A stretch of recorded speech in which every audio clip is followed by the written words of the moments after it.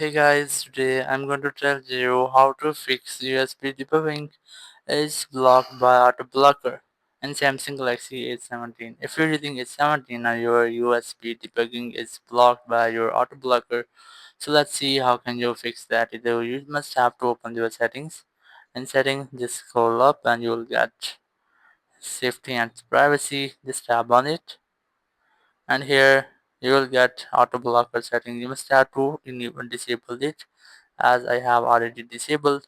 Once you have disabled that toggle, now you can easily use all the setting which is blocked by your auto blocker. Here you can easily get USB debugging which has now enabled. If you have enable auto blocker, so for example I am going to enable my auto blocker. As I have enabled, now USB debugging is not available, all blocked. So look for USB debugging here. So here you can see that the setting has been disabled or blocked now. So that's how you can easily fix your USB debugging is blocked by auto blocker in Samsung Galaxy A17. Thank you very much for watching the video. Until next video, bye bye.